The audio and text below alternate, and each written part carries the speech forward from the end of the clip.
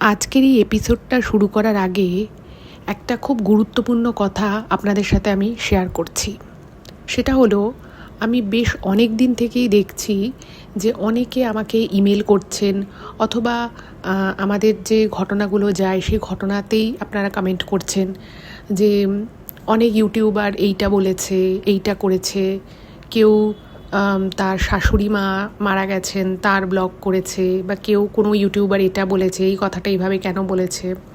তো সেগুলো নিয়ে আপনি কখনো তো কিছু বলেন না, কেন বলেন না? একটা এপিসোডে অ্যাটলিস্ট এসে বলুন বা একটা শর্ট ভিডিও করে বলুন। তো প্রথমেই আমি আজকে ব্যাপারটা একটুখানি ক্লিয়ার করে দিই। দেখুন, আমি সত্যি কথা বলতে কি এই ধরনের বিষয় নিয়ে মন্তব্য করতে আমি অতটা পছন্দ করি না। অনেকেই মন্তব্য করেন, সেটা তাদের নিজস্ব ব্যাপার। আমি সেটা এই কারণে করি না, কারণ আমার মনে হয় আমি যে চ্যানেলটা আপনাদের সামনে নিয়ে এসেছি সেখানে আপনারা ঘটনা শুনতে এসেছেন এবং আপনাদের সেইটাই সেই জায়গাটাই আমি সবথেকে বেশি ফোকাস করি। আর বাকি যারা আমাকে অনেকবার লিখছেন যে একজন প্রচণ্ড ফেমাস ইউটিউবার, তিনি তার শাশুড়ি মা মারা গেছেন, তিনি তার ব্লগ করেছেন নাকি। তারপরে আমিও ছোট ছোট ক্লিপে দেখছিলাম চুল্লিকে উনি কেক ওভেনের সাথে তুলনা করেছেন, এরকম কিছু একটা আমিও দেখলাম। তো দেখুন, এগুলো নিয়ে আমার আলাদা করে বলার কিছুই নেই। প্রতিটি মানুষ তাদের নিজেদের বুদ্ধি, বিচার, শিক্ষা, এগুলো তাদের মধ্যে তো একটা বেসিক আছে। এবার দেখুন, যার বুদ্ধি বিবেচনা যেরকম, সে সেরকম কাজই করবে। এবার সেটা ভালো লাগা খারাপ লাগা কে কিভাবে নেবে সেটাও যারা দেখছে তাদের উপর। এখানে আমার আলাদা করে বলার কিছুই নেই। প্রতিটি মানুষের শিক্ষা আছে, তার সংস্কার আছে, তার ভালো মন্দ বিচার করার বুদ্ধিও ভগবান দিয়েছেন। তো কারোর যদি মনে হয় যে সে এরকম একটা সিচুয়েশানে জাস্ট কিছু ভিউজ পাবে বলে সে ভিডিও করবে, তো সেটা তার একান্তই ব্যক্তিগত ব্যাপার। আমি এটুকুই বলবো, আপনাদের যখন কোনো একটা কিছু মনে হবে যে এটা খারাপ হচ্ছে, আপনারা জাস্ট সেইটা দেখবেন না, সেটা থেকে সরে আসুন। কারণ দেখুন, যদি আমি কারোর নাম করে বলছি না বা কোনো কিছু সেইভাবে আমি বলছি না, কিন্তু আমি যেটা মেনে চলি, অনেকে আমাকে যেহেতু বারবার মেল করছেন বা কমেন্ট করছেন, আমি সেই জন্যই কথাগুলো বলছি। আমি যদি দেখি যে কোনো কিছু ঠিক নেই বা কোনো কিছু কোথাও ভুল দেখাচ্ছে, তাহলে আমি সেখান থেকে না সরে আসি। তো এটাই হচ্ছে সবথেকে বড় ব্যাপার। যদি আপনাদের মনে হয় যে কোনো কিছু ভুল হচ্ছে, ঠিক হচ্ছে না, সেখান থেকে সরে আসাটা সবথেকে বড় আর কি বিষয়। আমি কি বললাম না বললাম বা আমার মন্তব্য কতটাই বা ইম্পর্ট্যান্ট যে আমি এখানে কিছু বলবো, তাই না? যার যেরকম শিক্ষা, রুচি, সে সেরকমভাবেই সব কিছুকে ডিফাইন করে। এবার সেটাও তার একান্তই ব্যক্তিগত বিষয়, সেটা নিয়েও কারোর কিছু আমার মনে হয় সেভাবে বলার নাও থাকতে পারে। এবার দেখুন, যারা শ্রোতা, যারা একজনকে ফলো করে, একজনের ভিডিওস দেখে, অবশ্যই তারা মন্তব্য করতে পারে, সেই অধিকারও তাদের আছে। তো অবশ্যই সেটা তারা নিজেরা মন্তব্য করবেন। কিন্তু যারা আমাকে বলছেন যে আমি কেন কখনো এই ধরনের কোনো যেগুলো কিছু কিছু ঘটনা হয়তো সেই মুহূর্তে ঘটে, আমি কখনোই সে ধরনের কোনো বিষয় নিয়ে মন্তব্য করি না। কারণ আমার মনে হয় যে আপনারা আমার চ্যানেলে আসেন ঘটনা শুনতে, তো আমি ভাবি যে আমি আপনাদেরকে শুধু সেইটুকুই আপনাদেরকে শোনাবো, সেটাই যাতে আরও ভালো করে আপনাদের সামনে প্রেজেন্ট করতে পারি, এইটাই আমার মূল লক্ষ্য থাকে। তো সেই জন্য আমি এই বিষয়গুলোকে একটু এড়িয়েই চলি, এটাই হচ্ছে কারণ, আর কোনো কারণ নেই। আর একটা কথা আমি শুধু বলবো, এটা আমার নিজের ব্যক্তিগত জীবনে দেখা বলে আমি আপনাদেরকে বলতে পারছি, সেটা হচ্ছে যে প্রতিটি মানুষ কেমন সেটা না দূর থেকে বলাটা খুব মুশকিল। আপনি হয়তো কাউকে টিভিতে দেখছেন, কি আপনি হয়তো কাউকে দূর থেকে দেখছেন, বা আপনি হয়তো ফ্যামিলির মধ্যে, একটা বড় ফ্যামিলি, সেখানে হয়তো কোনো দুঃসম্পর্কের আত্মীয়, তাকে হয়তো আপনি কোনো অনুষ্ঠানেই জাস্ট দেখেন বা টুকটাক কথা হয়। তো এইরকম সম্পর্কগুলোর ক্ষেত্রে না কাউকে ভালো বা খারাপ কোনোটাই না ওইভাবে বলা যায় না। কারণ প্রতিটি মানুষ এখন প্রচণ্ড কনসাস হয়ে গেছে, এবং ক্যামেরার সামনে এবং ক্যামেরার পিছনে একটা মানুষ কীরকম, এক্স্যাক্ট কীরকম, সেটা বোঝা কিন্তু খুব টাফ। তাই কাউকে দেখে কিছু ভালো ভালো কথা শুনেই কাউকে ভালো ভাবা, বা কিছু খারাপ কথা শুনলেই তাকে খারাপ ভাবা, এইগুলো এই ডিসিশান নেওয়াটা খুব টাফ। তো আমি এটুকুই বলবো যে আপনাদের যদি মনে হয় কোনো কিছু ভুল হচ্ছে, কোনো কিছু আপনাদের ঠিক লাগছে না, অবশ্যই আপনারা সেটা মন্তব্য করতে পারেন। কিন্তু আমি মন্তব্য করি না শুধুমাত্র এইটুকু কারণেই, কারণ আমার মনে হয় যে অনেকেই এটা নিয়ে বলছে, কেউ ভিডিও বানাচ্ছে, রিসেন্ট যেগুলো ঘটে সেগুলো নিয়ে অনেকেই কথা বলেন, তাদের মনে হয় বলেন, তাই তারা বলেন। আমার মনে হচ্ছে যে আমার না বললেও চলবে। আমি শুধু যেটুকু আপনাদের জন্য আনতে চাই প্রত্যেক সময়, আমি সেই ঘটনাটাই যেন আপনাদের সামনে খুব ভালোভাবে প্রেজেন্ট করতে পারি, আমার এইটাই লক্ষ্য থাকে। তো সেই জন্যই আমি এইগুলো নিয়ে অতটা কিছু বলি না, মানে কখনোই আমি বলিনি, এবং ভবিষ্যতেও আমার এই ধরনের কোনো টপিক নিয়ে কোনো ভিডিও করা বা কোনো একটা এপিসোডে আমি কিছু বলবো এটা আমি করতে চাই না। আপনারা ঘটনা শুনতে আসেন, আপনারা ভালো মনে ঘটনা শুনুন, আমি এটুকুই চাই। এই কথাটা আমি বলে দিলাম। আশা করি এরপরে আপনারা এগুলো কমেন্টে লিখবেন না বা ইমেল করবেন না, এই রিকোয়েস্টটা রইল। এবারে আমি আজকের এপিসোড সম্পর্কে আপনাদেরকে বলবো যে আপনারা আজকে কী ধরনের ঘটনা শুনতে চলেছেন। তো আজ আমি যে ঘটনাটা আপনাদেরকে বলবো সেটা না একটা অদ্ভুত অলৌকিক ঘটনা, এবং এই অদ্ভুত অলৌকিক যে ঘটনাটা যার জীবনে ঘটেছে তার জীবনটা না, মানে এই ঘটনাটা ঘটার আগে একদম অন্যরকম ছিল, এবং ঘটনাটা ঘটার পরে তার জীবনে একটা আমূল পরিবর্তন এসেছে। এবং এই পরিবর্তনটা এত কম সময়ের মধ্যে হয়েছে যে মানে বাইরের লোক যারা ওনাকে বাইরে থেকে দেখতো তাদের তো একটা শক লেগেইছে, ইভেন ওনার নিজেরও মানতে খুব অসুবিধে হয় মাঝে মধ্যে যে ওনার জীবনটা এতটা কম সময়ের মধ্যে এত অদ্ভুতভাবে চেঞ্জ হয়ে গেছে। যদি জানতে হয় সেই ঘটনাটা কী, তাহলে আপনাদেরকে ঘটনাটা প্রথম থেকে শেষ অবধি মন দিয়ে শুনতে হবে। আশা করছি আপনাদের মন একদম ভরে উঠবে, এত ভালো ঘটনাটা। এবং এই ঘটনাটার মাধ্যমে একটা জিনিস আপনারা শিখতে পারবেন, সেটা হচ্ছে যে একটা মানুষ যদি কাউকে বিশ্বাস করে, কোনো একটা কিছুতে যদি বিশ্বাস করে, সেই বিশ্বাসের জোর কত দূর হতে পারে। এবং সেই বিশ্বাসটা কিন্তু একটা পবিত্র বিশ্বাস, এটা কিন্তু কোনো অন্ধবিশ্বাস নয়, এটা কিন্তু এমন কিছু নয় যেটা গোঁড়ামি। তো আমি সকলকে রিকোয়েস্ট করছি কেউ কোথাও যাবেন না, প্রত্যেকে আপনারা আমাদের চ্যানেলের সাথে থাকুন, পাশে থাকুন। নমস্কার শ্রোতা বন্ধুরা, ভূত ভগবান চ্যানেলে আপনাদের সকলকে অনেক স্বাগত। আশা রাখছি সবাই খুব ভালো আছেন, আনন্দে আছেন, সুস্থ আছেন, এবং ভূত ভগবান চ্যানেলের ঘটনা মন দিয়ে শুনছেন। সত্যি যদি আপনাদের আমাদের চ্যানেলের ঘটনাগুলো ভালো লাগে, অবশ্যই কিন্তু চ্যানেলটাকে সাবস্ক্রাইব করবেন, ভিডিওগুলোকে লাইক করবেন, পুরো ঘটনাটা শোনার পর আপনাদের কেমন লাগলো সেই মূল্যবান মতামত কিন্তু অবশ্যই কমেন্ট করে জানাবেন। আর যদি পসিবল হয় কাইন্ডলি আপনারা আমাদের চ্যানেলের ভিডিওগুলোকে আপনাদের ফ্রেন্ড এবং ফ্যামিলির মধ্যে একটু শেয়ার করে দিন। আপনারা ফেসবুক, হোয়াটসঅ্যাপ যে কোনো মাধ্যমেই কিন্তু ঘটনা শেয়ার করতে পারেন। এটুকুই বলার ছিল। এবারে চলে যাব আমি সরাসরি আজকের সেই অদ্ভুত অলৌকিক ঘটনায়।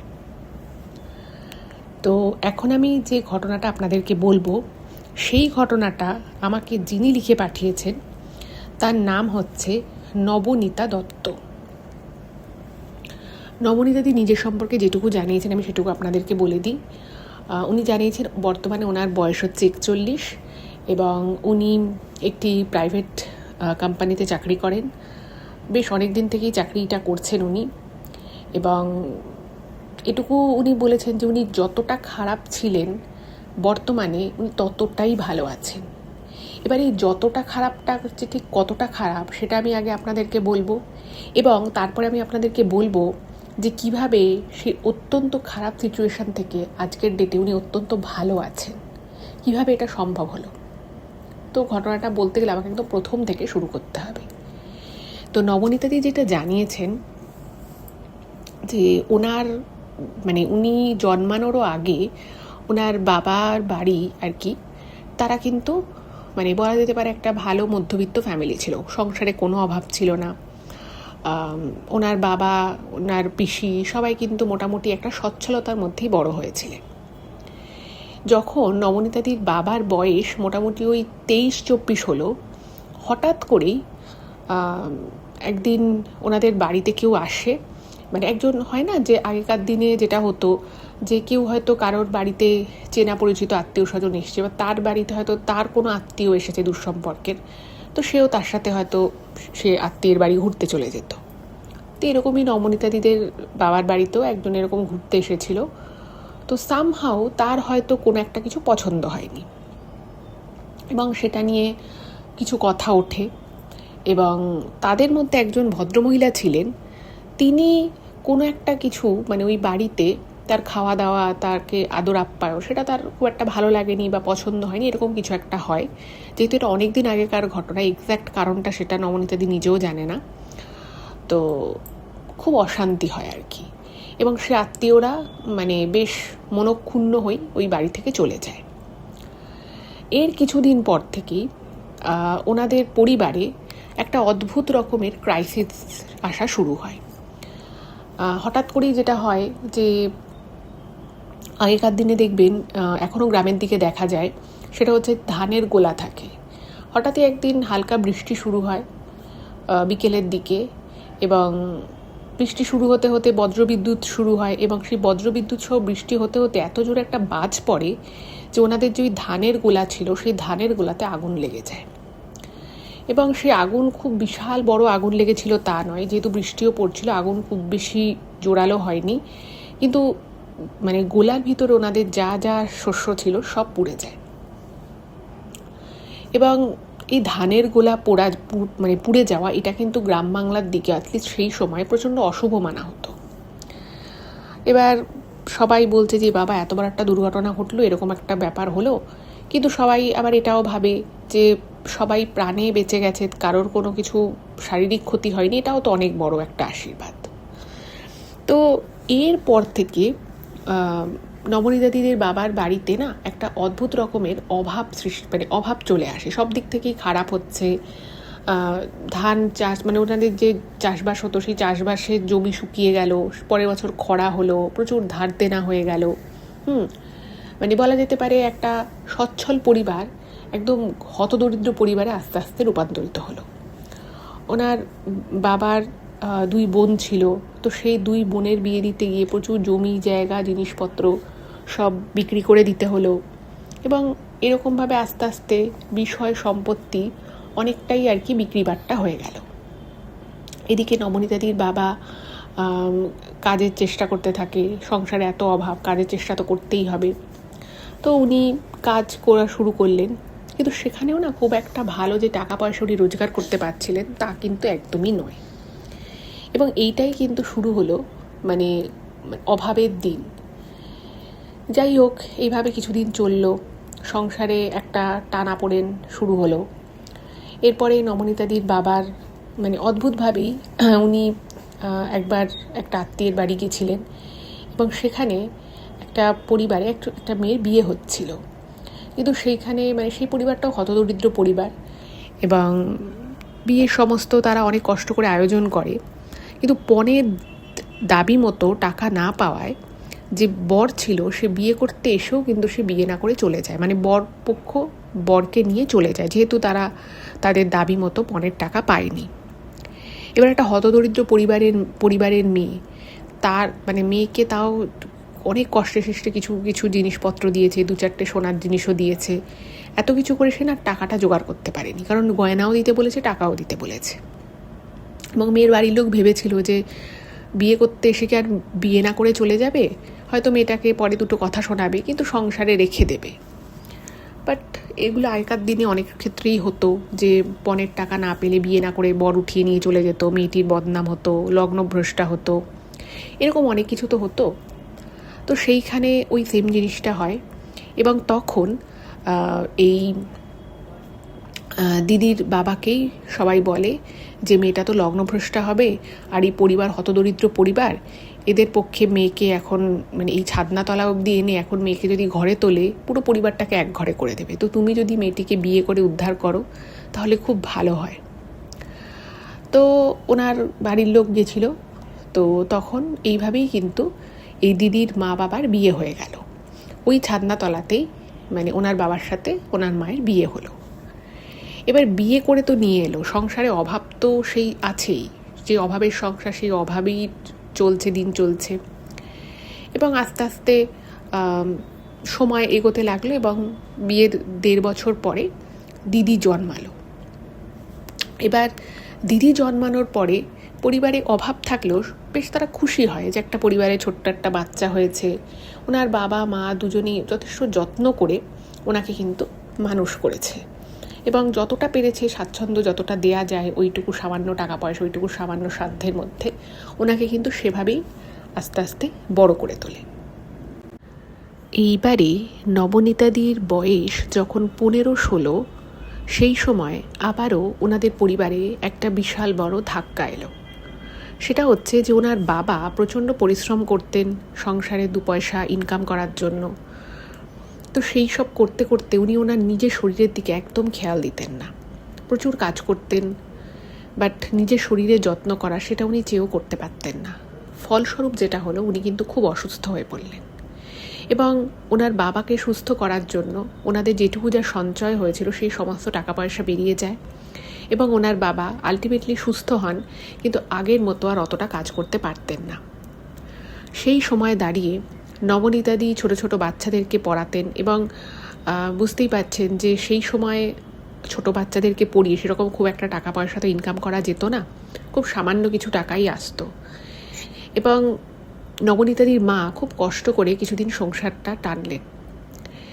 এরপরে আত্মীয় স্বজন, পাড়া প্রতিবেশী সবাই বলতে থাকে যে দেখো, তোমরা এখনও যেটুকু যা পারছো, তোমাদের শরীর স্বাস্থ্য ঠিক থাকতে থাকতে মেয়েটার বিয়ে দিয়ে দাও, কারণ তোমাদের যদি কিছু হয়ে যায়, তোমাদের আর্থিক অবস্থা যদি আরেকটু খারাপ হয়ে যায়, তাহলে কিন্তু তোমাদের মেয়ের বিয়ে দিতে খুব অসুবিধে হতে পারে। আর উনি যেটা জানিয়েছেন ইমেলে, যে নবনীতাদি ছোটোবেলা থেকে মানে ওনার গ্রোথটা খুব ভালো ছিল। ওনার 15-16 বছর বয়স যখন, সেই সময় ওনাকে দেখে প্রায় 19-20 এরকম লাগতো, যেহেতু ওনার চেহারা স্বাস্থ্যটা ভালো ছিল এবং দেখতে শুনতেও ভালো ছিলেন। তো ওনার মায়ের একেবারে ইচ্ছে ছিল না, উনি চেয়েছিলেন যে ওনার মেয়ে পড়াশুনো করুক। নবনীতাদি নিজেই বলেছেন যে উনি পড়াশুনোয় খুব ভালো ছিলেন সেরকম কিন্তু নয়, মোটামুটি ছিলেন, পড়াশুনো করতে ওনার খারাপ লাগতো না, কিন্তু যেহেতু খুব ভালো টিচার পেতেন না, বেশি বইপত্র কেনার সুযোগ ছিল না, তো সব কিছু মিলিয়েই উনি একজন মধ্যম মানের স্টুডেন্ট ছিলেন। নবনীতাদিরও ইচ্ছে ছিল না যে উনি সেই সময় বিয়ে করবে, কিন্তু পারিবারিক অবস্থা এতটাই খারাপ হতে থাকে আস্তে আস্তে। নবনীতাদি প্রথমে বাড়িতে না করে দেয় ওনার মাকে, তারপরে ওনার মা একদিন ওনাকে বোঝায় যে যদি আমি ভালো ছেলে পাই তাহলেই তোর বিয়ে দেবো, না হলে আমি বিয়ে দেবো না, আমরা সম্বন্ধ দেখা শুরু করি। তো ওনার যখন ওরকম 16 বছর বয়স, সেই সময় থেকে নবনীতাদির জন্য ছেলে দেখা শুরু হলো। চললো বেশ কিছুদিন ধরে ছেলে দেখা। এবার সম্বন্ধ দেখা শুরু করলেই তো আর ছেলে পাওয়া যায় না, কারণ নবনীতাদিদের তখন এমন একটা পারিবারিক অবস্থা, মানে কোনো রকমে হয়তো মেয়ের বিয়েটুকু দিতে পারবে, সেটাও সাধারণভাবে খুব একটা মানে জাঁকজমক করে নয়। আর ওনার মা বাবা অনেক কষ্ট করে নবনীতাদির জন্য একটা সরু সোনার চেন, একজোড়া কানের দুল, আর মানে ওনার বিয়ে হলে সেই জামাইকে দেবে বলে আংটি বানিয়েছিলেন। বাকি যা ওনাদের যেটুকু টাকা পয়সা ছিল সবটুকুই ওনার বাবার চিকিৎসা খাতে খরচা হয়ে যায়। আর বাকি ওনাদের একটু জমি জমা ছিল, তো ভেবেছিল যে যদি একবার ছেলে পাওয়া যায়, বাকি বিয়ের খরচাটুকু ওই জমি জমা বিক্রি করে দিয়ে দেবে। এইবারে যেটা ঘটনা ঘটলো সেটা হচ্ছে যে ওনার যখন মানে জাস্ট 17 বছর বয়স হলো, সেই সময় নবনীতাদির জন্য একটা খুব ভালো সম্বন্ধ এলো এবং বাকি আরও অনেক সম্বন্ধ আসছিল, কিন্তু তাদের কিছু না হলেও কিছু দাবি দেওয়া ছিল, আর ওনাদের পক্ষে তো সেই দাবি দেওয়া মেটানো সম্ভব ছিল না।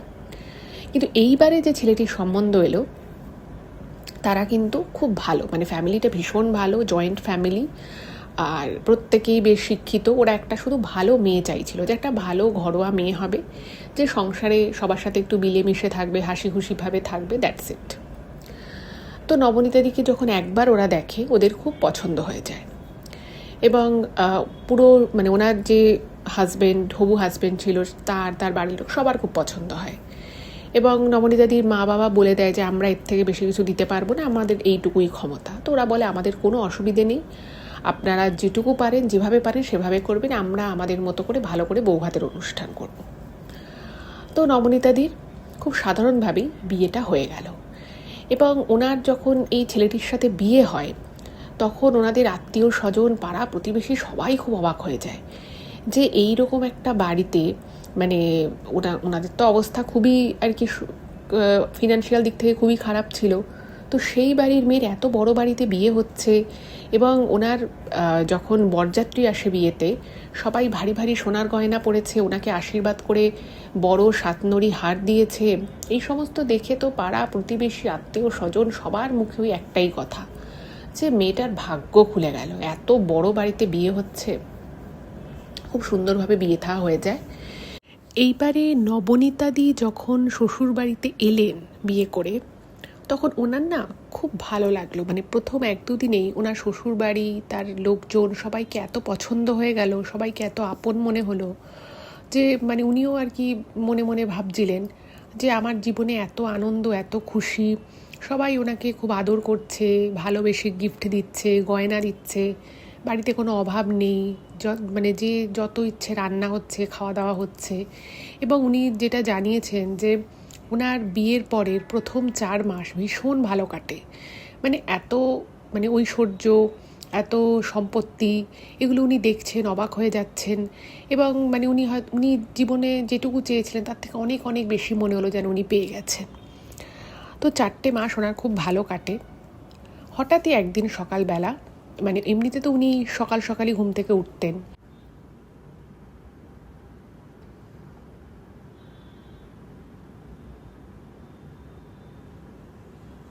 তো সেই দিন ওনাকে মানে একটু বেশি সকাল সকালই ওনার শাশুড়ি এসে জাগিয়ে দেয়, ঘুম থেকে আর কি তুলে দেয়। ওনাকে বলে যে তুমি চটপট রেডি হয়ে নাও, আমাদেরকে এক জায়গায় বেরোতে হবে। তো নবনীতাদি মানে এমনিতে উনি বাড়ির মানে এমন একজন বউ ছিলেন যে মানে সাত চরের আ কাটতো না। কারণ উনি ভাবতেন, মানে প্রতি মুহূর্তে ওনার মনে হতো যে আমি যে যেরকম বাড়ির মেয়ে, সেই তুলনায় আমার এত ভালো বিয়ে হয়েছে, আমাকে সবাই এত ভালোবাসে, এত সবাই আমাকে উপহার দেয়, গা ভর্তি গয়না আছে, আমার আলমারিতে কত শাড়ি, কত গয়না। মানে উনি এগুলো নিয়ে খুব গুছিয়ে, আর বয়সটাও ওনার খুব কম ছিল, তো উনি খুব মন দিয়ে সংসার করছিলেন। বাকি সংসারে কোথায় কি হচ্ছে, কে কাকে কি বলছে, কি হচ্ছে না হচ্ছে, এইগুলো না উনি একদমই মানে খুব একটা আর কি পাত্তা দিতেন না। তো ওনার শাশুড়ি মা যখন ওনাকে বলে, তো উনি আর কোনো প্রশ্নও করেনি। উনি স্নান টান করে একদম শাড়ি ঠাড়ি পরে একদম উনি তৈরি হয়ে যান। তো তখন উনি দেখছেন যে ওনার স্বামী, মানে ওনার যে হাজব্যান্ড আর কি, সে বাড়ি থেকে বেরিয়ে যায় এবং ওনাকে বলে যে তুমি তোমার 2-3 দিনের থাকার মতো শাড়ি, তোমার যা যা লাগবে, তুমি একটা ব্যাগ দিচ্ছি, তুমি ব্যাগে গুছিয়ে নাও। তো ওনাকে একটা কাপড়ের ব্যাগ দেয়। তো তখন নবনীতাদির একটু সন্দেহ হয় যে কোথায় যাচ্ছি, বাড়ির আর কেউ যাচ্ছে কিনা। আর ওনার স্বামী ওনাকে কিছু বলেও নি যে ওনারা কোথাও যাচ্ছে ঘুরতে বা কোনো আত্মীয়ের বাড়ি। তো ওনার শাশুড়ি খুব তাড়া দিতে থাকে এবং উনি মোটামুটি ওই কয়েকটা শাড়ি কাপড় ওনার নিয়ে নেয়। তো তারপরে ওনার স্বাভাবিকভাবেই মনে প্রশ্ন জেগেছে, অনেকক্ষণ ধরেই প্রশ্ন জাগছে যে আমি কোথায় যাচ্ছি, কারা কারা যাচ্ছে। তো ওনার শাশুড়ি মানে ওনার ঘরে আসে, এসে বলে যে তুমি আমাকে কোনো প্রশ্ন করো না, তোমাকে 3-4 দিনের জন্য আমাদের এক আত্মীয়ের বাড়িতে আমরা রেখে আসবো, আমাদের একটা খুব জরুরি কাজ আছে, আমাদের যখন সময় হবে তখন 3-4 দিন পরে আমরা গিয়ে তোমাকে ওই বাড়ি থেকে নিয়ে আসবো। তো উনি প্রশ্ন করার মধ্যে নবনীতাদি তখন একটা কথাই জিজ্ঞেস করে যে মানে ওনার স্বামী যাচ্ছে কিনা। বললো না, তুমি একাই যাবে। এবার কী কারণে ওনাকে বাড়ি থেকে এক আত্মীয়ের বাড়ি পাঠানো হচ্ছে উনি কিন্তু কিছু বুঝলেন না। এবং যেহেতু ওনার স্বামীও সকাল সকাল বাইরে চলে গেল, তো উনি আর তার সাথেও কোনো কথা বলতে পারেনি, কিছু জিজ্ঞেস করতে পারেনি। তো ওনাকে পাঠিয়ে দেওয়া হলো। এক আত্মীয় এসে তাকে নিয়ে গেল এবং সেটা ছিল মোটামুটি ওই ধরুন আধা ঘন্টা 40 মিনিটের মতো সময় লাগলো সেখানে যেতে। তো গিয়ে উনি ওখানে 3-4 দিন থাকলো। এবং ওই যে আত্মীয়ের বাড়িতে ওনাকে রাখা হলো, সেখানে কিন্তু ওনার সাথে কেউই খুব একটা কথা বলতো না, মানে জাস্ট ওনাকে খাবার দাবার দিত, ওইটুকুই। সারাদিন উনি একটা ঘরে একা একাই থাকলেন। এবং তখন না নবনীতাদির খুব সন্দেহ হয় যে কী এমন ব্যাপার, আমাকে কেউ তো বলতে পারতো, আমার স্বামী তো অন্তত আমায় বলতে পারতো যে আমাকে এখানে আসতে হবে, আর আমাকে এখানে কেন আনা হয়েছে সেটাও কেউ কিছু বলছে না। এবার মানে যে বাড়িতে আর কি উনি গেলেন, সেই বাড়িতে একজন বৃদ্ধা মহিলা থাকতেন। আর বৃদ্ধা মহিলা থাকতেন, তার এক মেয়ে আর কি বহুদিন আগেই তার স্বামী মারা গেছে, তো সেই মা আর মেয়ে থাকতে এদের কোন একটা দুঃসম্পর্কের আত্মীয় হয়। তো এই নবনীতাদি যখন দেখছে যে ওনাকে কেউ নিতেও আসছে না, 3 দিন হয়ে গেছে, তো তখন উনি একটু সাহস করে জিজ্ঞেস করেছে যে আমি এখানে আর কতদিন থাকবো, আমি তো কিছু বুঝতে পারছি না। তো তখন ওই বয়স্কা মহিলাটি ওনাকে বলে যে তুমি কিছু জানো না? বলছে না, আমি তো কিছু জানি না। বলছে আরে তোমার যার সাথে বিয়ে হয়েছে, অর্থাৎ তোমার স্বামীর তো দ্বিতীয় বিয়ে হলো 2 দিন আগে, সেই জন্যই ওরা তোমাকে এখানে রেখে গেছে, তোমাকে আবার কদিন পরে এসে নিয়ে যাবে। এবার এই কথাটা শোনার পরে মানে এত ক্যাজুয়ালি আর কি ওরা বলে কথাটা ওই ভদ্রমহিলা, তো নবনীতাদি না ভাবছে যে এনার এতটা বয়স হয়েছে, ইনি কি কিছু উল্টোপাল্টা আমায় বলছে নাকি? আমার স্বামীর বিয়ে হলো মানে ওর তো আমার সাথে বিয়ে হয়ে গেছে, ও আমার স্বামী, আমাদের 5 মাস টাক বিয়ে হয়েছে, এখনই আবার ও কাকে বিয়ে করবে? আর একটা বিয়ের পরে কি আবার একটা কেউ এরকম বিয়ে করতে পারে নাকি? তো নমনীতাদি না প্রচণ্ড অবাক লাগে, এবং তখনও ওনার কিন্তু 18 বছর বয়সও হয়নি। তো ওনার খুব অবাক লাগে, তাও উনি জিজ্ঞেস করছে যে কি বলছো, আমার স্বামীর সাথে আর একজনের বিয়ে হবে, মানে দ্বিতীয় বিয়ে, এবার আমি কিছু বুঝতে পারছি না। তখন মানে ওই মহিলাটি, বয়স্কা মহিলাটি হেসে ওনাকে বলে যে কেন, তোমার তো জানা কথা, তোমার তো এটা জানাই ছিল যে তুমি ওর প্রথম স্ত্রী থাকবে না, ও খুব তাড়াতাড়ি আবার দ্বিতীয় বিয়েও করবে। তো তখন বলছে না, আমি কি করে জানবো, আমার সঙ্গে তো বিয়ের সময় এরকম কোনো কথা বলেনি। তো ওনার মনটা খুব বিচলিত হয়ে ওঠার, উনি ওনার স্বামীকে ভীষণ ভালোবেসে ফেলেছিলেন, খুব স্বাভাবিক, যে কোনো একটি মেয়ের পক্ষে এটাই খুব স্বাভাবিক ঘটনা। তো তখন উনি বললেন যে আমাকে যেভাবেই হোক শ্বশুরবাড়িতে দিয়ে এসো। তো অনেক বলা কওয়ার পরে 2 দিন পরে আর কি ওনার শ্বশুরবাড়ি থেকে একজন আসে, এসে ওনাকে শ্বশুরবাড়ি নিয়ে যায়। এবং এই 2টো রাত, উনি যেটা ইমেলে লিখেছেন, যে এই 2টো রাত উনি 2 চোখের পাতা এক করতে পারেননি, ওনার এতটাই কষ্ট হয়। এবং উনি মনে মনে বারবার ভাবছিলেন যে এই মহিলাটি ওনাকে কেন এই কথাটা বলল যে ওনার স্বামীর দ্বিতীয় বিয়ে হয়েছে। মানে বারবার ওনার মনে হচ্ছিল যে এই কথাটা কি আদৌ সত্যি, এটা কি সম্ভব, একটা মানুষের এভাবে কি বারবার বিয়ে হতে পারে নাকি। যাই হোক, তো মনে অনেক আশা নিয়ে, একটা ভয়, সব কিছু নিয়ে উনি যখন ওনার শ্বশুর বাড়িতে গেলেন, গিয়ে দেখলেন যে শ্বশুর বাড়িটা বেশ একটু সাজানো গোছানো, মানে বাড়িতে একটা অনুষ্ঠান থাকলে যেরকম হয়, বেশ কিছু আত্মীয় স্বজনও আছে। এবং উনি যখন বাড়িতে ঢুকছে, মানে সবাই ওনার দিকে খুব অদ্ভুত দৃষ্টিতে তাকিয়ে আছে, এবং সবার চোখে মুখে একটা কীরকম বিরক্তির ছাপ। এবং উনি প্রথমেই নিজের ঘরে যেতে চান, কিন্তু ওনাকে নিজের ঘরে যেতে দেওয়া হয় না। এবং উনি দেখলেন যে ওনার স্বামীর পিছন পিছন একটি মেয়ে, যে মেয়েটির বয়স ধরুন ওই খুব বেশি হলে 14-15 হবে, সেই মেয়েটি ওনার স্বামীর পিছন পিছন ঘুরঘুর করছে। এবং যথারীতি মেয়েটি নববধূর যেরকম সাজ পোশাক হয় সেরকম সাজ পোশাকেই আর কি রয়েছে। এটা দেখার পরে ওনার না মানে প্রচণ্ড খারাপ লাগে, এবং ওনার বুক কাঁপতে শুরু করে, হাত পা ঠান্ডা হয়ে যায়। এবং উনি যখন জিজ্ঞেস করে যে এই মেয়েটিকে, মানে শ্বশুরবাড়ির লোকজনকে জিজ্ঞেস করছে, মানে উনি না তখন ওনার স্বামীর সাথে কথা বলার, মানে চোখে চোখ রেখে কথা বলতে পারছে না, আর ওনার স্বামী ওনাকে পাত্তাও দিচ্ছে না। তো যখন সবাইকে জিজ্ঞেস করছে, তখন কেউ ওনাকে কিছু বলছে না। তো আলটিমেটলি ওনার শাশুড়ি ওনাকে ওনার সামনে আসে, এসে বলে যে আমরা আমাদের ছেলে দ্বিতীয় বিয়ে দিয়েছি।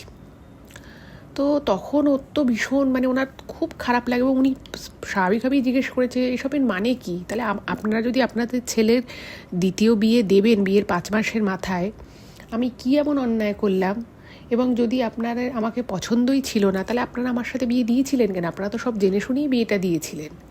এবং ওই যে বললাম, মানে নবনীতাদির বিয়ের, মানে বিয়েটা তো ওনাদের বাড়ি থেকে অতটা বেশি জাঁকজমক করে দিতে পারেনি, কিন্তু বৌভাতের অনুষ্ঠান খুব বড় করেই হয়েছিল, মানে সেই সময়ে যতটা আর কি জাঁকজমক করা সম্ভবপর ছিল সে ততটাই করা হয়েছিল। মানে উনি না, মানে ওনার পায়ের নিচ থেকে একেবারে যাকে বলে মাটি সরে গেল, যেটা কি করে সম্ভব। এবং সবাই একটা এমন হাবভাব করছে যেন এটা খুব স্বাভাবিক একটা ব্যাপার। যাই হোক, ওনার শাশুড়ি বলল যে আমি তোমাকে সব কথা পরে বলবো, তুমি এখন রান্নাঘরে অনেক কাজ আছে, তুমি রান্নাঘরে যাও। এবং নবনীতাদি লিখেছেন যে আমিও মানে কীরকম একটা বোকার মতো কাপড় চোপড় ছেড়ে ঘরের কাপড় পরে আমিও রান্নাঘরে চলে গেলাম।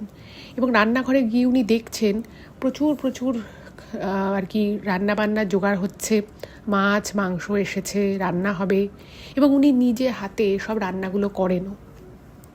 এবং ওনার 2 চোখ বেয়ে শুধু জল পড়ছে, উনি কিছুই বুঝতে পারছে না। তো তখন না, মানে একটা মানুষের দেখবেন সহ্যের তো একটা সীমা থাকে, মানুষ সহ্য করছে করছে করছে করছে এই করতে করতে একটা এমন পর্যায়ে চলে যায় যখন মানুষের কিন্তু সহ্যের বাঁধটা ভেঙে যায়। তো সন্ধে অবধি উনি মানে প্রচণ্ড মন খারাপ, কেউ ওনার সাথে ঠিকমতো কথা বলছে না, কেউ ওনাকে জিজ্ঞেসও করছে না যে ওনার কেমন লাগছে, বা পুরো বিষয়টা খুলেও বলছে না যে হঠাৎ করে ওনার স্বামী বিয়ের 5 মাসের মাথায় কেন তার বাড়ির লোক বিয়ে দিল, এবং তার স্বামী, যেখানে নবনীতাদির মনে হতো যে ওনার স্বামীও ওনাকে ভালোবাসে, সেই মানুষটাই বা কী করে দ্বিতীয় বিয়ে করলো। তো সন্ধেবেলা উনি একটু সুযোগ পান ওনার স্বামীকে, মানে একটা জায়গায়, মানে বাড়ির মধ্যেই এক জায়গায় উনি ওনার স্বামীকে দেখেন একা দাঁড়িয়ে রয়েছে। তো স্বাভাবিকভাবেই নবনীতাদি তার সামনে গিয়ে সরাসরি জিজ্ঞেস করে যে তুমি হঠাৎ করে কেন দ্বিতীয় বিয়ে করতে গেলে, আর বিয়েটা যদি তুমি করতেই তাহলে আমাকে কেন বিয়ে করলে? তো ওনার স্বামী তখন ওনাকে বলে যে আমি তোমাকে বিয়ে করেছিলাম, তার কারণ হচ্ছে, আমি তোমাকে মিথ্যে কথা বলবো না, তার একটাই কারণ ছিল, কারণ আমাকে একটা বিয়ে সেই মুহূর্তে করতেই হতো, কারণ ওনার নাকি একটা জীবনের বিশাল ফাঁড়া ছিল এবং যে ফাঁড়াটা ওনাকে সেই মুহূর্তেই কাটাতে হতো। এবং যিনি এই ফাঁড়া কাটানোর উপদেশ দিয়েছিলেন তিনি বলেছিলেন যে এই রকম, এই বয়সী, এই রকম যার আর কি নারী নক্ষত্র বা তার গোত্র এরকম হবে, সেরকম একটা মেয়েকে অমুক তিথির মধ্যে বিয়ে করতে হবে, এবং সেই বিয়েটা যদি উনি করে তাহলে নাকি ওনার সেই সমস্ত ফাঁড়া কেটে যাবে এবং তারপর সে আর কি বিপদমুক্ত হবে। এবার সেই জন্যই কিন্তু নাকি অত আদর আপ্যায়ন করে নবনীতাদিকে তার শ্বশুর বাড়ির লোক বিয়ে দিয়েছিল। কিন্তু এই যে মেয়েটির সাথে ওনার বিয়ে হয়েছে, যে মেয়েটির 14, এর ভিতরেই হয়তো বয়স হবে, যতটুকু ওনার সেই সময় মনে হয়েছিল, সেই মেয়েটির সাথে বিয়ে কিন্তু এর আগেই স্থির হয়ে গেছিল।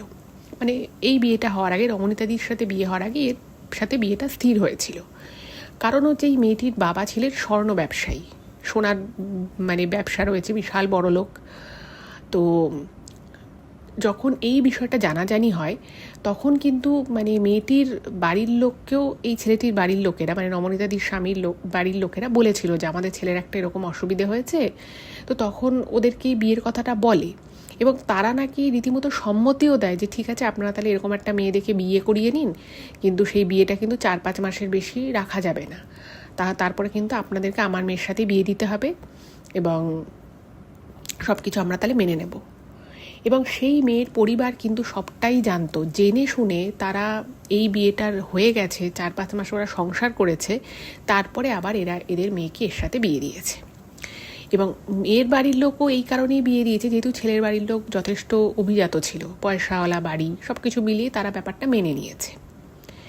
এবার এই কথাটা যখন আর কি শোনে নবনীতাদি, ওনার না প্রচণ্ড খারাপ লাগে এবং ওনার স্বামীর মানে তখন ভাবভঙ্গি সম্পূর্ণ পরিবর্তন হয়ে গেছে। মানে ওনার যেটা মনে হতো ওনার স্বামীকে দেখে যে ওনার স্বামী ওনাকে ভালোবাসে, তাকে কেয়ার করে, মানে আজ যেন সেই মানুষটাকে সম্পূর্ণ অন্যরকম লাগছে। তার চোখে নবনীতাদির জন্য কোনো স্নেহ, ভালোবাসা, মমতা কিছুই নেই। এবং ওনার স্বামী এটা বলেও দেয় যে দেখো, তোমাকে আমি প্রয়োজনে বিয়ে করেছিলাম, সেই প্রয়োজন এখন ফুরিয়ে গেছে, কিন্তু যেহেতু আমি তোমাকে বিয়ে করেছি, আমাদের পরিবারের একটা সম্মান আছে, তাই আমি বা আমার পরিবারে কেউ চাই না যে তুমি এই বাড়ি ছেড়ে চলে যাও বা আমরা তোমাকে তাড়িয়ে দিচ্ছি, সেরকম নয়। তুমি এই বাড়িতে থাকতে পারো, কিন্তু আমার স্ত্রী হিসেবে তুমি থাকতে পারবে না। তুমি বাড়িতে একজন মানে আমাদের আশ্রিতাও তো অনেকে থাকে, তুমি সেরকম হিসেবেই থাকতে পারো, কিন্তু তুমি এটা মনে মনে চিন্তাও করবে না যে আমি তোমার স্বামী। আমার যার সাথে এখন বিয়ে হয়েছে সেই আমার স্ত্রী, সেই আমার স্ত্রীর মর্যাদা পাবে, তুমি কিন্তু আমার স্ত্রীর মর্যাদা কখনোই পাবে না। কিন্তু যেহেতু তোমার সাথে বিয়ে করে আমার সেই ভাড়া কেটে গেছে, আমি সেই জন্য তোমার ভরণ পোষণের সমস্ত দায়িত্ব সারা জীবনের জন্য নেব। এবার এই কথাগুলো যখন নবনীতাদি ওনার স্বামীর থেকে শোনে, ওনার মানে উনি যেটা লিখেছেন যে ওনার মুখে না কোনো ভাষা আসছিল না, মানে কিছু বলবে যে সেই পজিশনটুকুও ছিল না। কারণ ওনার প্রতি মুহূর্তে মনে হচ্ছিল যে এই কথাগুলো শোনার আগে আমার মৃত্যু হলে বরং হয়তো ভালো হতো। কারণ এই যে যেটা ঘটলো ওনার সাথে, সেটা ওনার বাপের বাড়িতে ওনার মা বাবা কেউ জানে না, আর এর মধ্যে ওনার বাবার শারীরিক আরও অবনতি হয়েছে। মানে উনি যে ওই বাড়ি ছেড়ে বেরিয়ে চলে যাবে সেই জায়গাটুকুও নেই, সেই রাস্তাটুকু আর জীবনে খোলা নেই। কারণ উনি ওনার বাপের বাড়িতে ফেরত যেতে পারবে না, কারণ এই কথা শুনলে ওনার মা বাবা আরও অসুস্থ হয়ে যাবে এবং ওনার বাবা হয়তো আর বাঁচবেনই না। তো ওনার সেদিন প্রচণ্ড অপমানিত লাগে, প্রচণ্ড দুঃখ হয়, কষ্ট হয়। মানে এই জিনিসটা যে ওনার জীবনে কখনো ঘটতে পারে সেটা উনি স্বপ্নেও ভাবতে পারেনি। এবং তারপরে ওনার মনে আসে যে যেদিন উনি বিয়ে হয়ে বাড়িতে এসেছিল সেই দিন ওনাকে দিয়ে বেশ কিছু রিচুয়াল করানো হয়েছিল, মানে যেগুলো ধরুন যে নিয়মকানুনগুলো ধরুন মানে সাধারণত বিয়ের সাথে রিলেটেড নয়, বা কোনো বিয়েতেই এই ধরনের নিয়মকানুনগুলো থাকে না। যেমন ধরুন আগুনের উপরে মানে একটা যজ্ঞ কুণ্ড মতো করা হয়েছে, সেখানে আগুনের উপরে হাতটাকে রাখতে হবে, সেই হাতটা যাতে 5 মিনিট রেখে দিতে পারে। তারপরে একটা ঘিয়ের সাথে কিছু একটা মাখিয়ে মানে নবনীতার দিকে খাওয়ানো হয়েছিল। এবং কিছুটা কালো তিল ওনার স্বামীর মাথায় উপর দিয়ে ঘুরিয়ে ওনাকে বলেছিল যে তুমি এটা জল দিয়ে খেয়ে নাও। এরকম নানা জিনিসপত্র ওনাকে দিয়ে করানো হয়েছিল। আর যেহেতু ওনার বয়স কম ছিল, উনি তো জানতেন না, উনি ভেবেছেন যে এগুলো হয়তো বিয়েতে হয়। বাট ওইগুলো অনেক পরে উনি বুঝতে পেরেছিলেন যে কোনো পরিবারের বিয়েতেই এই ধরনের রিচুয়ালগুলো নেই, যে আগুনের উপরে হাত রাখতে হবে, তারপরে পা দিয়ে মাছের কাঁটা ভাঙতে হবে, অদ্ভুত অদ্ভুত টাইপের কিছু কাজকর্ম ওনাকে দিয়ে বিয়ের পরে 2 দিন করানো হয়। কারণ এগুলো ছিল সবই ওনার স্বামীর ভাড়া কাটানোর জন্য আর কি। সেটা উনি অনেক পরে বুঝতে পেরেছিলেন। যাই হোক, তো এই সব তো হলো। এসব হওয়ার পরে ওনার যখন উনি বুঝতে পারলেন যে উনি প্রবলভাবে প্রতারিত হয়েছেন এবং ওনার অবস্থা ওই সংসারে একটা কাজের লোকের মতো হয়ে গেছিল। ওনার স্বামী ওনার দিকে ফিরেও তাকাতো না। ওনার শাশুড়ি, শ্বশুর, পরিবারের আরও লোকজন, তারা ওনার সাথে ঠিক কাজের লোকের সাথে যেরকমভাবে কথা বলে সেভাবেই কথা বলতো, কিন্তু অভদ্রতামি করতো সেটা নয়। ওনার কাছ থেকে যে ভারী ভারী যে গয়নাগুলো দিয়েছিল ওরা শ্বশুর বাড়ি থেকে বা আত্মীয় স্বজন, তার যাকে বলে 90% ওনার থেকে কেড়ে নিয়ে নেওয়া হয় এবং ওনার ঘর আলাদা হয়ে যায়। ওনাকে কিছু শাড়ি আর সামান্য 2-4টে কিছু গয়না সেগুলোই দেওয়া হয়। বাকি যত ভারী ভারী গয়না ওনাকে দেওয়া হয়েছিল সেগুলো সব নিয়ে নেয়, বলে এগুলো তো আর তোমার নয়, তুমি তো আর এই বাড়ির বউ নাও, কিন্তু আমাদের মন অনেক বড়, তো সেই জন্য এই 2টো চেন, 2টো কানের দুল আর একটা আংটি তোমাকে দিলাম, তুমি এই নিয়ে খুশিতে থাকো। যাই হোক, তো নবনীতাদি সেইভাবেই কিছুদিন রয়ে গেলেন ওই বাড়িতে এবং প্রতি মুহূর্তে ওনার মনে হতো যে না, আর মনে হয় কালকের দিনটা আমি আর দেখতে পাবো না। এত অপমান, নিজের স্বামীকে অন্যের সাথে সংসার করতে দেখা, এর থেকে তো মরে যাওয়া ভালো, প্রত্যেক মুহূর্তে ওনার মনে হতো। কিন্তু যখনই উনি ভাবতেন যে কিছু একটা এক্সট্রিম করবেন, সেই মুহূর্তে ওনার মা বাবার কথা মনে পড়ে যেত। ওনার মনে হতো যে আমার মা বাবা তো কোনো দোষ করেনি, তারা অনেক আশা নিয়ে বিয়েটা দিয়েছে, আমি যদি এখন এরকম কিছু করি তাহলে ওরা শেষ জীবনে প্রচুর দুঃখ কষ্ট পাবে, সেটা তো আমি হতে দিতে পারি না। তো শুধুমাত্র ওনার মা বাবার কথা মনে করে নবনীতাদি কোনোদিনও কোনো এক্সট্রিম স্টেপ নিতে পারেনি। যাই হোক, তো এই অবধি একরকম তাও চলছিল। এরপরে ওনার যে শ্বশুরবাড়ি, সেই শ্বশুরবাড়িতে প্রচুর আর কি সব জ্ঞাতি গোষ্ঠীরা পাশাপাশি থাকতো। তো সেইখানে একজন মহিলা এলেন। সেই মহিলা হচ্ছেন ওনারই যে কাকা শ্বশুর ছিল, সেই কাকা শ্বশুরের কীরকম একটা বোন হয় এবং সেই বোনেরও আর কি তখন সম্পত্তি ভাগাভাগি হয়। তো সেই বোন, তার কেউ ছিল না, তো সে বলে যে আমি ওইখানে থাকবো, সে আমৃত্যু ওই তার যে ভাগটা সেখানে সে থাকবে। তার কোনো ছেলে মেয়েও নেই, তার বিয়ে হয়েছিল বাট তার স্বামী মারা গেছিলো, কিন্তু ওনার কোনো সন্তান যেহেতু নেই, উনি একাই, তো সেই জন্য উনি ওনার ভাগের পোর্শনটা এসে থাকা শুরু করলো। এবার যখন ওই ভদ্রমহিলা এলো, ওনার বয়স তখন সেই সময় প্রায় ওই 45-50 এরকম হবে। তো প্রথম 1-2 দিন ওনার সাথে বেশ ভালো মতোই কথা বলে। নবনীতাদি ভাবলো যে ঠিক আছে, তাহলে এনার সাথে একটু মাঝে মধ্যে মন খারাপ হলে কিছু কথা বলা যাবে, একটু মনটা হালকা করা যাবে। কিন্তু বাস্তবে হলো তার উল্টো। ওই মহিলা ছিলেন প্রচণ্ড জাদরেল। সেই মহিলা রান্নাঘরে ঢুকে হয়তো বেশি করে খাবার খেয়ে নিল, কিছু একটা নিয়ে নিল, এবং সে যেগুলো করতো তার পুরো দায়ভারটা নবনীতাদির উপরে চাপিয়ে দিত, বলতো যে ও করেছে। পরিবারে কিছু খাবার দাবার এদিক ওদিক কোনো ভুল চুক হলে, কোনো জিনিসপত্র ভাঙলে সোজা সাপটা নবনীতাদির উপরে আর কি তার দোষটা দিয়ে দিত। আর নবনীতাদি যে নিজেকে নির্দোষ প্রমাণ করবে সেই সুযোগ কিন্তু ওনার কাছে থাকতো না।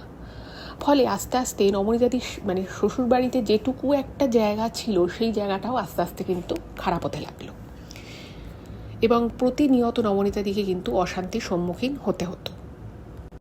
আস্তে আস্তে ওই বাড়িতে নবনীতাদির উপরে কিন্তু অত্যাচার বাড়তে লাগলো এবং এমন একটা জায়গায় গিয়ে পৌঁছলো যে ওই ভদ্রমহিলা কী এমন ওনার শ্বশুরবাড়ির লোককে বলেছিল সেটা ঠিক এক্স্যাক্ট জানে না। ওনার শ্বশুরবাড়ির লোকেরা ওনার সাথে কিন্তু আরও তীব্র খারাপ ব্যবহার করা শুরু করলো এবং ওই মহিলা কিন্তু নবনীতাদিকে রীতিমতো মারধর করত।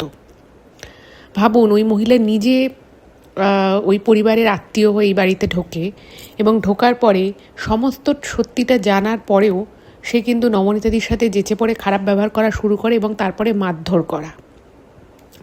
এবং এরকম বহু দিন গেছে নবনীতাদি কিছু না খাওয়া দাওয়া করে শুধুমাত্র মারধর খেয়ে ওই বাড়িতে দিনের পর দিন মুখ বুজে পড়েছিল।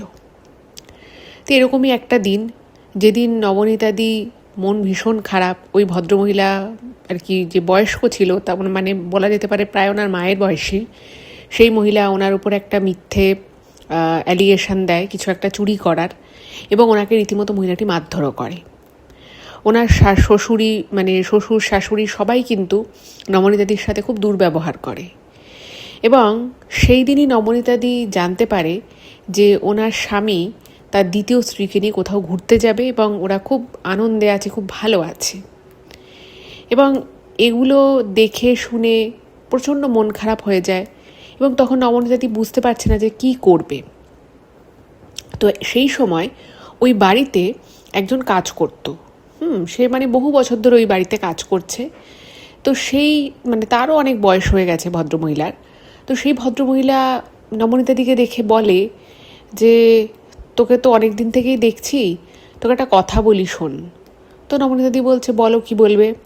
তো তখন ওই মহিলা বলে যে দেখ, আমি আজকে এই যে লোকের বাড়ির এঁটো কাটা পরিষ্কার করি নিজের দুটো অন্ন সংস্থানের জন্য, তবু তোকে দেখে না আমার খুব করুণা হয়। আমার মনে হয় তুই আমার থেকেও খারাপ আছিস। শুধুমাত্র দুবেলা দুটো খাবি বলে, মাথার উপর একটা ছাদ পাবি বলে এত অপমান সহ্য করে এই বাড়িতে আছিস, তুই মারধর খাচ্ছিস। আমি জানি তোর নামে মিথ্যে কথা বলে ইচ্ছে করে।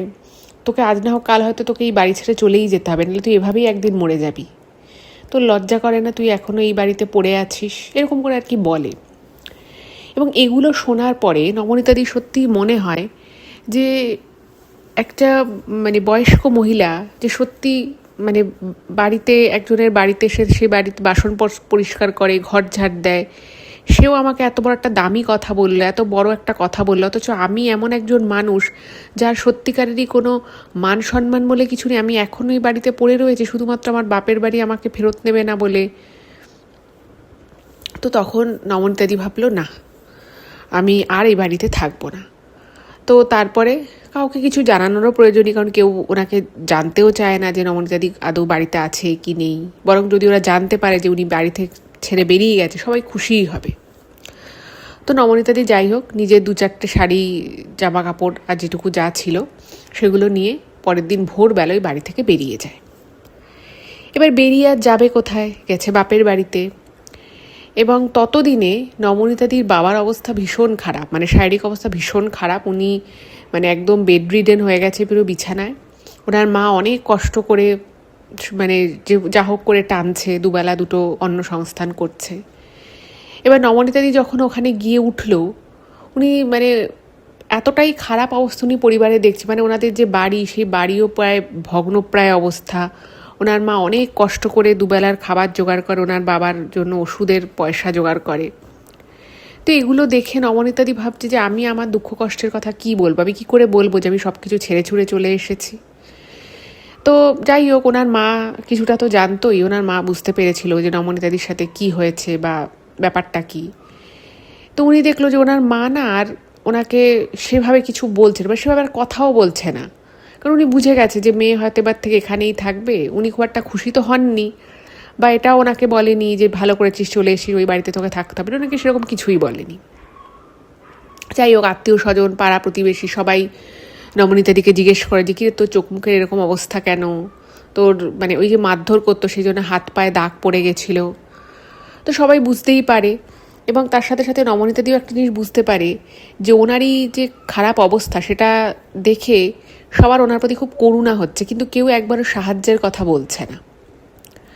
তো এগুলো দেখে থেকে না নবনীতাদির মনটা আরও প্রচণ্ড খারাপ হয়ে গেল, এবং উনি ভাবলো যে না, আমি আর এই জীবন রাখবো না। আমার জন্য আমার বাবা মা আরও কষ্ট পাচ্ছে, ওরা আমাকে আমার সামনে হয়তো মুখে বলছে না, কিন্তু ওরা আমার জন্য অনেক কষ্ট পাচ্ছে। মানে একটা মানুষ যখন সব কিছু হারিয়ে ফেলে, সমস্ত ভালো জিনিস যখন তার জীবন থেকে চলে যায়, সমস্ত আশা মুছে যায়, তখন বুঝতেই পারছি সেই মানুষটার আর মানে হয়তো প্রাণটুকু থাকে, বাট সে কিন্তু মৃতপ্রায় হয়ে যায়। নবনীতাদির ক্ষেত্রেও কিন্তু সেরকমই হয়েছিল, এবং উনি একদিন সন্ধেবেলা বাড়ি থেকে বেরিয়ে যান, খুব কষ্ট পান এবং বাড়ি থেকে বেরিয়ে যান।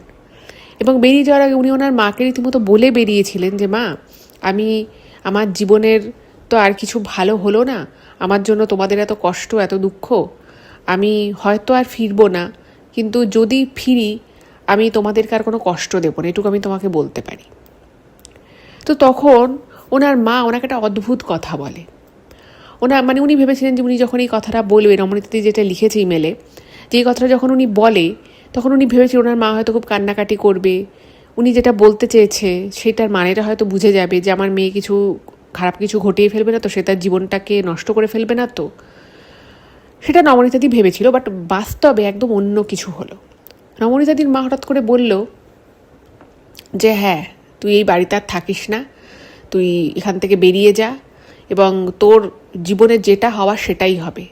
আমি সবটা ভগবানের উপরে ছেড়ে দিয়েছি, তোর যা হওয়া, তোর কপালে যা আছে তাই হবে, তুই বেরিয়ে যা বাড়ি থেকে। আমি তো তোর দায়িত্ব নিতে পারছি না, আর তোর কি হবে না হবে ভবিষ্যৎ তাও আমি জানি না। তো তোর যেটা ইচ্ছে তুই সেটা কর, তোর যেটা কপালে আছে তোর সাথে সেটাই দেখবি হবে। এবং সেদিনের এই কথাটা নমনীতাদির খুব খারাপ লাগে, এবং সেদিন ওনার মায়ের উপরে ওনার খুব অভিমান হয় যে আজকে আমাকে কেউ সাথ দিল না, আজকে আমার মাও আমাকে এরকম কথা বলল। কারণ নমনীতাদি মনে মনে ঠিকই করে নিয়েছে যে আমি আর আমার জীবনটা রাখবো না। এবার যাই হোক, উনি সন্ধেবেলা বাড়ি থেকে বেরিয়ে যায়, এবং উনি যখন বাড়ি থেকে বেরিয়ে গেছে, বাড়ি থেকে বেরিয়ে যখন কিছু দূর গেছে, উনি যখন পিছন ফিরে তাকাচ্ছে, যেটা নমনীতাদি লিখেছে, আমারও খুব অদ্ভুত লাগছিল যখন আমি ঘটনাটা পড়ছিলাম, যে উনি দেখেন যে ওনার মা দরজার সামনেটা দাঁড়িয়েছে। মানে ওনাদের বাড়িটা মানে একদমই ছোট্ট একটা জায়গার উপরে ছিল, কারণ ওনাদের যেটুকু জমি জায়গা মানে বাড়ির সংলগ্ন কিছুটা জমি ছিল, সমস্ত কিছু কিন্তু বেচে দিতে হয়েছিল, যেহেতু ওনার বাবা অসুস্থ ছিল, বিভিন্ন কারণে বেচে দিতে হয়েছিল।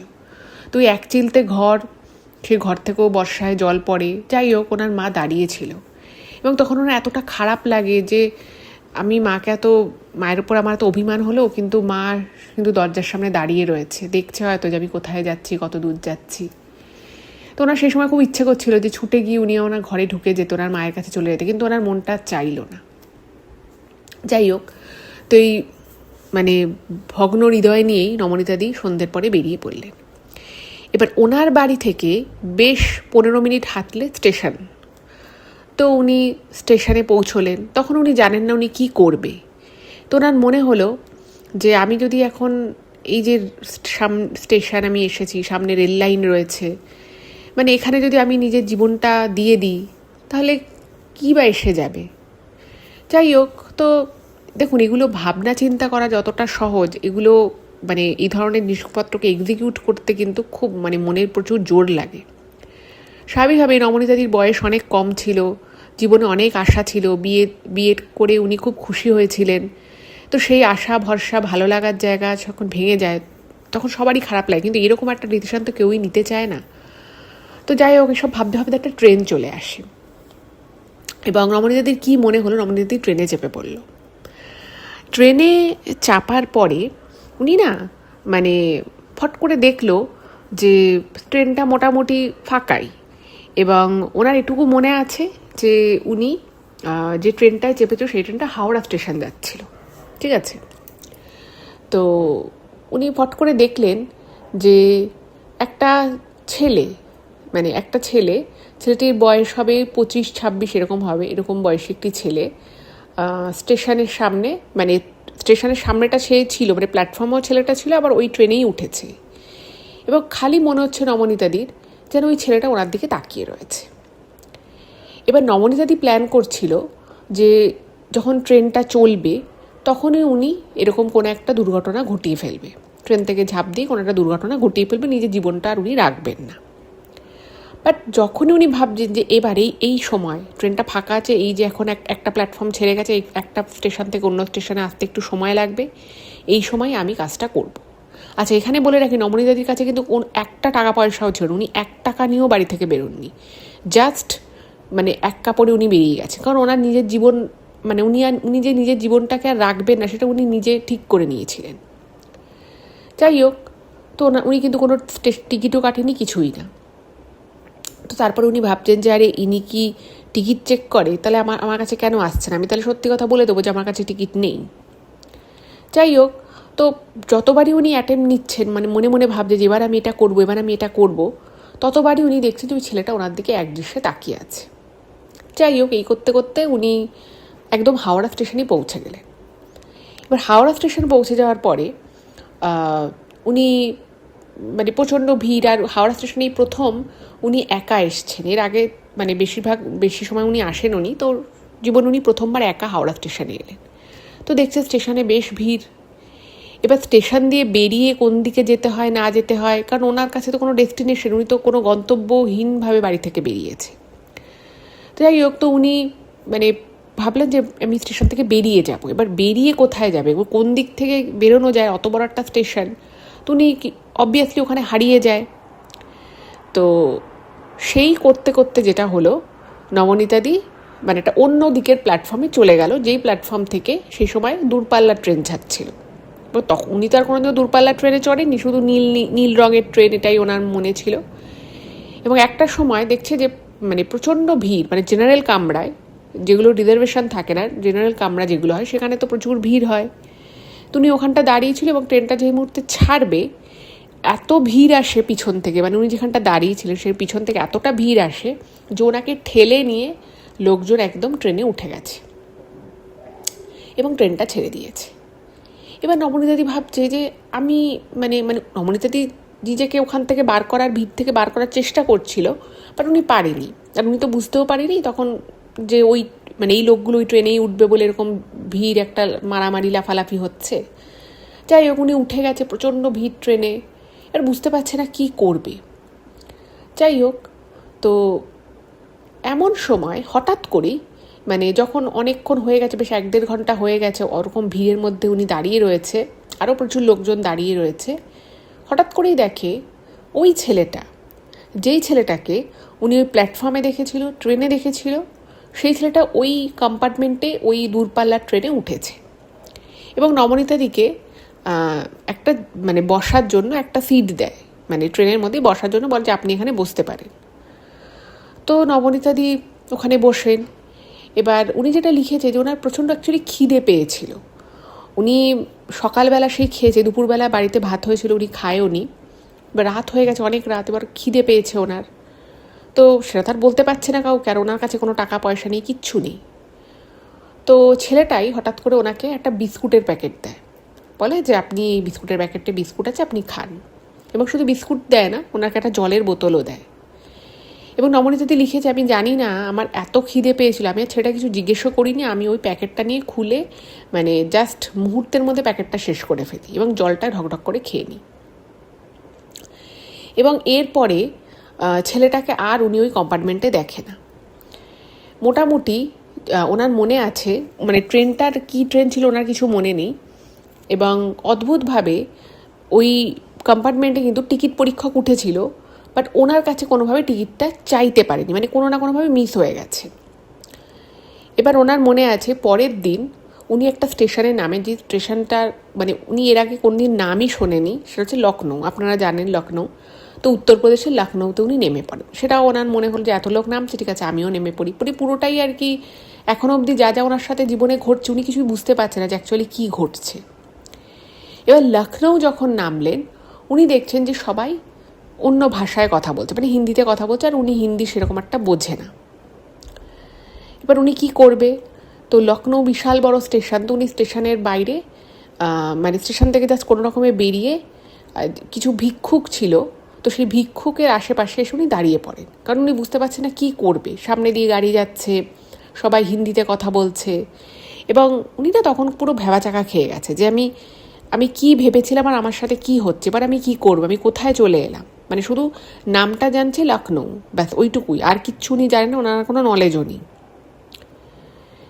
এইবারে উনি ভাবছেন ওনার কি করা যেতে পারে, এবং তখন ওনার মনে হলো যে আরে আমি যেটা করার জন্য বাড়ি থেকে বেরিয়েছিলাম, আমি তো সেই কাজটা এখানেও করতে পারি, সামনেই স্টেশন রয়েছে, তাহলে আমি এরকম একটা কোনো কাজ করি। তো এই চিন্তা করে উনি আবার ওখান থেকে বেরিয়ে প্ল্যাটফর্মে ঢোকে, এবং উনি ভেবেছেন যে ওখানকার রেল লাইনে উনি একটা এরকম দুর্ঘটনা কিছু ঘটাবে। এবার উনি বসে আছে, চারিদিকে প্রচুর লোক, এবার ভাবছে যে আমি যদি এখানে কিছু একটা করতে যাই তাহলে আমাকে লোকজন বাঁচিয়ে নেবে, বা লোকজন আমাকে জিজ্ঞেস করবে যে কেন আমি এরকম একটা কিছু করছি।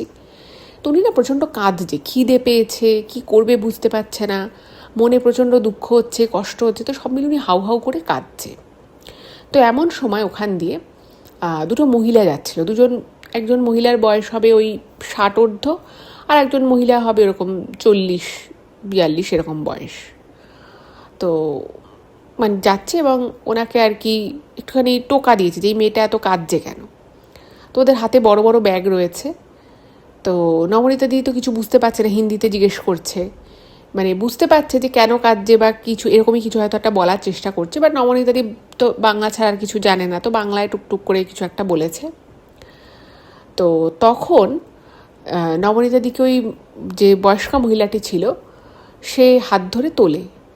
তো তখন মানে ওই মহিলা আর কি ভাঙা ভাঙা ভাবে আর কি বলছে, যাতে নবনীতা দি কিছু হলেও বুঝতে পারে, মানে রান্না করতে পারে কি না, কাপড় কাচতে পারে কি না, নবনীতা দিকে জিজ্ঞেস করছে।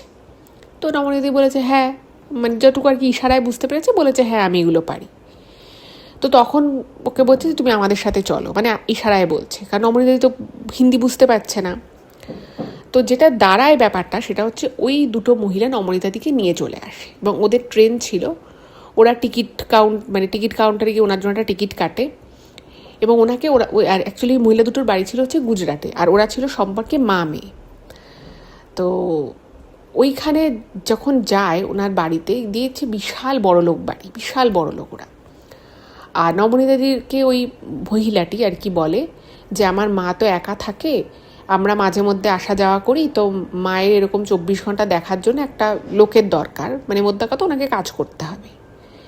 এবার ওনার সাথে 1-2 জন ছিল ওই বাড়িতে, মানে প্রথম 2-3 দিন নবনীতাদিকে সেরকম কোনো কাজ করতে হয় না, শুধু বুঝিয়ে ঠুজিয়ে দেওয়া, যেহেতু একটা ভাষাগত সমস্যা ছিল তো নবনীতাদির একটু সময় লাগে।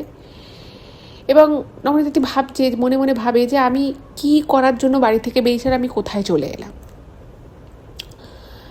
এভাবে নবনীতাদির জীবনটা কিছুটা পরিবর্তন হলো। এবার একটা বিষয় হচ্ছে যে ছোটোবেলা থেকে নবনীতাদি ভোলে বাবাকে, মানে অর্থাৎ মহাদেবকে, দেবাদিদেব মহাদেবকে খুব মানে এবং খুব বিশ্বাস করতো। তো যখনই নবনীতাদির দুঃখ হতো, কষ্ট, উনি ভোলানাথকে বলতো যে ভোলানাথ তুমি আমাকে এত কষ্ট কেন দিচ্ছ। এবার ওই যে নবনীতাদি নিজের জীবনটাকে নষ্ট করার জন্য, নিজের জীবনটা কি বলবো ভগবানের চরণে দিয়ে দেওয়ার জন্য যে বাড়ি থেকে বেরিয়ে গেছিলো, সে তখন ভাবছে যে আমি এগুলো কি করছি, আমি তো অন্য কিছু করব বলে বেরিয়েছিলাম। যাই হোক, ওখানে নবনীতাদি কাজ শুরু করে এবং যেহেতু ওনার কাজকর্ম খুব ভালো ছিল, অনেক রকমের নিত্য নতুন রান্না করে নবনীতাদি ওদেরকে খাওয়াতো, বিশেষত ওই ভদ্রমহিলাকে। ওনার না খুব পছন্দ হয় ওনার এই নবনীতাদিকে, এবং ইন বিটুইন নবনীতাদি কিন্তু আস্তে আস্তে হিন্দি জানা শুরু করে দেয়। এবার ওখানেও কাজ করছে যখন 2 বছর হয়ে গেছে, তখন নবনীতাদির মন মানসিকতা অনেক পরিবর্তন এসেছে এবং এই 2 বছরে নবনীতাদি বাড়িতে যোগাযোগও সেভাবে করতে পারেনি, বাড়ি যায়ও নি, কারণ ওনার খুব খারাপ লাগতো, খুব কষ্ট হতো। তো একদিন হঠাৎ করেই ওই বয়স্কা মহিলাটি, মানে তার আর কি নবনীতাদি সেবা শুশ্রূষা করতো, তো বলছে যে তুমি বাড়ি যাও না, তুমি বলেছিলে যে তোমার বাবা অসুস্থ, তুমি মনে একটা কাজ করো, তুমি বাড়ি যাও। আর ওই মহিলাই কিন্তু নবনীতাদিকে বলে যে তুমি 2 বছর আমার এখানে কাজ করলে, আমি তোমাকে অনেক বিশ্বাস করেছি এবং তুমি আমার বিশ্বাসের মর্যাদাও রেখেছো। আমার এখানে অনেকে কাজ করতে এসেছে, টাকা পয়সা জিনিসপত্র সোনা দানা চুরি করে নিয়ে পালিয়ে গেছে, কিন্তু তুমি এমন একজন মেয়ে যার মনটা খুব ভালো, তুমি খুব ভালো মেয়ে, আমি চাই না তুমি আর এরকম কাজকর্ম করো, আমি তোমাকে পড়াশুনো শেখাবো। এবং ওর একটা ব্যবসায়ী পরিবার ছিল, তো বলেছিল যে আমার একটা ব্যবসা আছে, আমি তোমাকে দেখতে দেবো, কিন্তু তার জন্য তোমাকে একটু পড়াশুনো শিখতে হবে। যাই হোক, তো ওই মহিলা খুব ভালো ছিলেন এবং তারপরে নবনীতাদি নিজের বাড়ি আসে এবং ওরা কিছু টাকা পয়সা দিয়ে দিয়েছিল যে তুমি তোমার বাড়িতে সাহায্য করবে। তো তখন ওনার বাবার অবস্থা খুব খারাপ ছিল, কিন্তু চিকিৎসা করাতে পারছিল না ওনার মা। নবনীতাদি টাকা দেয়, ওনার বাবার চিকিৎসা হয়, ওনার বাবা আগের থেকে সুস্থ হয়। আর এদিকে নবনীতাদি কিন্তু মানে ওই মহিলাই ওনার বাড়িতে পড়াশুনো করানোর জন্য একজন আসতো, মানে বেসিক অঙ্ক ঠঙ্কগুলো শেখানোর জন্য। এবং এরকম করে আস্তে আস্তে 6 বছরের মধ্যে নবনীতাদির মধ্যে একটা আমূল পরিবর্তন আসে। নবনীতাদি কম্পিউটার শেখে, সব ওনারাই করে, কম্পিউটার শেখায়, পড়াশুনো শেখায়, অঙ্ক শেখায়। এবং ওদের গার্মেন্টসের একটা বিজনেস ছিল, তার একটা বুটিক সেকশন নবনীতাদিকে দেখাশোনা করতে দেয় এবং তার বদলে নবনীতাদিকে বলে যে আমার ছেলেমেয়েরা তো সব বড় বড় ব্যবসা নিয়ে ব্যস্ত, তুমি এটা দেখো। আর এটার একটা বড় লাভ্যাংশ কিন্তু নবনীতাদিকে দিত।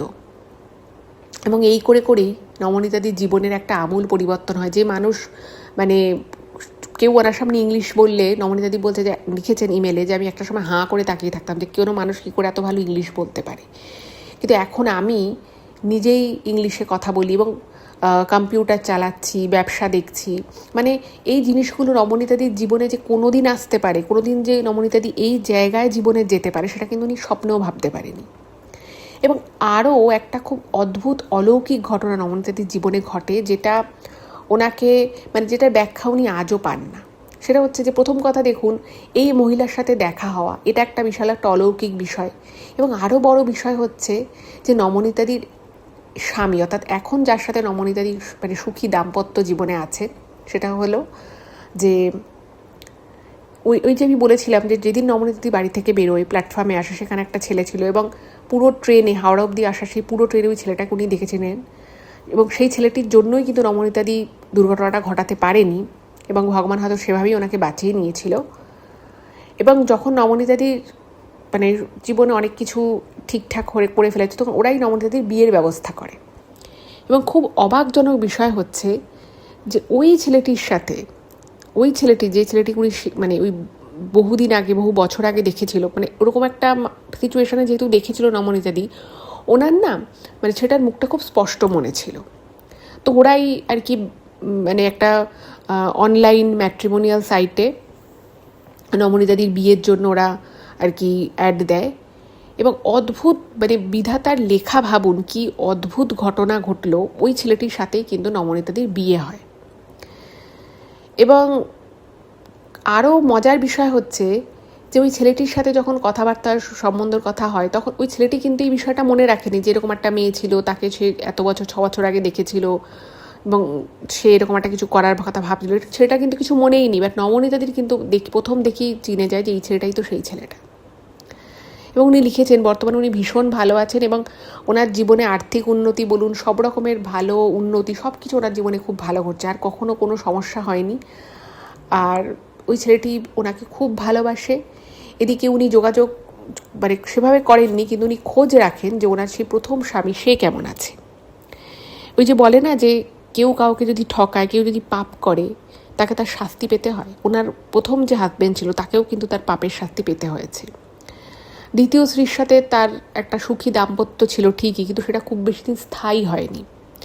6-7 বছর পরে ওদের সম্পর্কেও চির ধরে এবং ওনার সেই প্রথম পক্ষের যে স্বামী ছিল সে কিন্তু মানে খুব ভয়ঙ্কর রকমভাবে শারীরিক একটা অসুবিধার মধ্যে পড়ে, সে প্যারালাইজড হয়ে যায় এবং ওদের সুখী জীবনও আর নেই, খুবই কষ্টের মধ্যে জীবন কাটাচ্ছে। কিন্তু এদিকে নবনীতাদি কিন্তু আলটিমেটলি খুব ভালো হয়েছে। হ্যাঁ, হয়তো সেই সময়টা নবনীতাদিকে একটা খুব কষ্টের মধ্য দিয়ে যেতে হয়েছে, খুব কঠিন একটা সিচুয়েশনের মধ্য দিয়ে যেতে হয়েছিল। বাট ওই যে ভগবানের আশীর্বাদ, ভোলে বাবা মহাদেব, দেবাদিদেব মহাদেব ওনাকে 2 হাত ভরে আশীর্বাদ করেছিল বলে উনি একটা ভালো জীবনসাথী শুধু পেয়েছেন তাই নয়, ওনার জীবনে ওই খারাপ সময়ের পরে উনি যে মানুষগুলোকে জীবনে পেয়েছেন তার জন্যই কিন্তু ওনার জীবনটা পুরো পরিবর্তন হয়ে গেল। যাই হোক, এটাই ছিল ঘটনা। কেমন লাগলো জানাবেন, ভালো লাগলে প্লিজ চ্যানেলটাকে সাবস্ক্রাইব করবেন। আর আমি নবনীতাদিকে থ্যাংক ইউ বলতে চাই এবং ওনার সারা জীবন আরও ভালো কাটুক এই প্রার্থনাই করি। সকলে খুব ভালো থাকবে, দেখা হবে আবার পরের এপিসোডে। নমস্কার।